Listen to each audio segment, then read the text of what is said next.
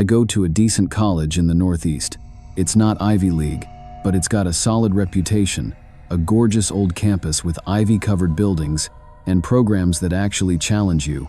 The dorms are outdated creaky beds, weirdly stained carpets, and showers that run either freezing or scalding, but you get used to it. The cafeteria food? Hit or miss. Mostly miss. But the people? They're the best part. Everyone's chasing something, grinding through papers and midterms, bonding over caffeine and shared panic. For the first time, I felt like I belonged somewhere. My roommate Alina and I clicked right away. She had this wild confidence I envied, unapologetically bold, effortlessly cool, and fearless in the face of awkward silence or difficult professors. Where I hesitated to raise my hand in class, she was in the front row, arguing philosophical theories like she was born for it. She talked fast, laughed loud, and walked like she knew where she was going even when she didn't. By the end of the first week, we were inseparable. She pulled me into everything: clubs I wouldn't have dared join alone, underground music shows, midnight walks through campus, thrift store hauls where we tried on clothes we'd never wear just for the fun of it.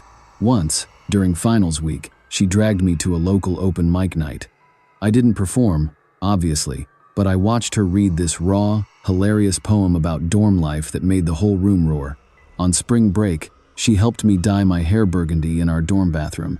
It looked terrible the first day, but she made me believe it was cool anyway. Our Friday night tradition became sacred. No parties, no bar hopping, just us. Cheap ramen, blankets piled high, and TikTok on our laptops. We'd lie in our twin beds, headphones in one ear so we could share the sound, scrolling through weird memes and spooky videos, giggling until we fell asleep. It was silly and perfect. Then, one night, something strange popped up.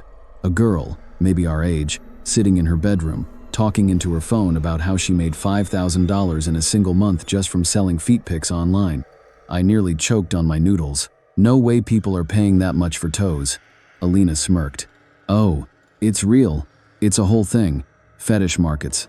You don't show your face, just cute toes, good lighting. Some people make serious money. I laughed, brushing it off. But she kept talking. She started Googling sites, reading stories aloud. One girl funded her entire semester. Another paid for her car in 2 months.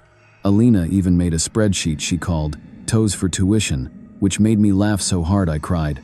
We joked about it all weekend, posing our feet like models, comparing nail polish shades, pretending we were influencers.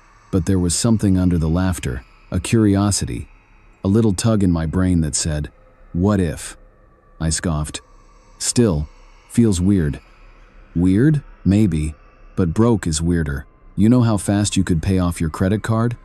I shook my head and thought that would be the end of it, but Alina brought it up again 2 days later, more seriously this time. "Look, I made an account for you. Just for fun, no pressure." "You did what?" She shrugged. "It's anonymous. I uploaded one picture from that spa night we had, you know, when you wore the anklet and had that maroon polish. It's classy, I swear. I used a fake name. Souls. I felt myself start to panic. "Alina, relax. It's just for fun. But you already have messages." I grabbed her laptop and opened the inbox. Dozens of messages. Most were crude or full of emojis, but one stood out, a user named 043216. His message was polite, short, and oddly specific. $150 for a custom photo. Red polish, gold anklet, feet crossed, standing on dark wooden floor. "Why so specific?" I muttered. "Because it's a fetish," Alina said. "It's all about details. You in?" I hesitated, but then I checked my bank balance. I had $22.14. "Fine. Just one." We took the photo in the dorm's common room, where the floorboards were dark enough to match his request. I stood barefoot, crossed my ankles, borrowed Alina's anklet, and posed. Within 15 minutes, the money landed in my PayPal. After that, it became routine. I never showed my face, just my feet, same lighting, same floor, always with that damn anklet. He never asked for anything beyond that, but every photo, he paid more. $150 turned into $200, then $300. "This guy is loaded," Alina joked one night. But I started feeling weird about it. My feet constantly hurt. I had dull aches in my legs after every photo, like I'd been standing for hours. I stopped going to parties and barely ate. Then came the dreams. I was in a hallway made of the same dark wooden floor. Long, endless. Something was behind me, crawling. I never saw it, but I could hear its fingers dragging along the floorboards. My legs wouldn't move. I looked down, and my feet were bleeding. I woke up gasping. My ankles throbbed. Alina tried to laugh it off.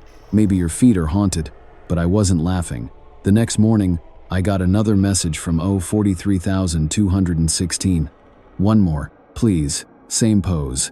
I ignored it. Then a follow-up. Red polish again. The same as Tuesday. Your ankle looks softer. Tuesday was the night I walked home from the library. I hadn't posted any photo that day. Alina, I said, he's watching me. He knew what I wore. She turned serious. We need to stop. Block him. Delete the account. We did. Deleted the Soul Souls profile. Blocked the email. Wiped everything. But it didn't end. A new email arrived the next day. No subject. No name. Where did you go? I miss your feet. I tried to brush it off. But the next night, someone knocked on our door at 3:17 a.m. 3 soft knocks, then silence. Alina checked the peephole. No one was there. But something was slid under our door, a gold anklet, identical to hers. We filed a report with campus security. They took it seriously but couldn't trace anything.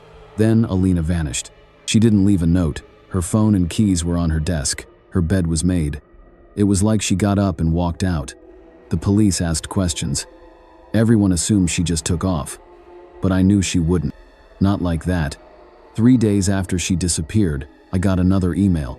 Your friend had lovely ankles, but yours are perfect. Just one more photo. I dropped out, moved back home, changed my number, wiped my socials, and tried to forget. But last week, a new phone arrived in the mail. I hadn't ordered one. When I powered it on, a message was already there. Just one more, then I'll stop watching. I froze. It wasn't from someone I knew. No username, no profile picture. Just those words. I called the police. They took it seriously, opened an investigation, said it might be connected to similar reports from other colleges' girls going missing, receiving threats after selling pictures online. It wasn't just harmless internet creeps, it was something organized. A hidden network of buyer-synonymous accounts, encrypted messages, untraceable payments. They start with feet pics. Then they want more. And more. Until they know where you live, what dorm you're in when you're alone. The officer told me, it's not about the photos, it's about control. I got lucky. I stopped early. I never met anyone in person. But not everyone does. Some just disappear. I deleted the account, changed my number, wiped everything. I haven't posted a single thing since, not even a selfie, especially not my feet, because someone out there is still watching, still sending messages, still paying, still waiting for just one more.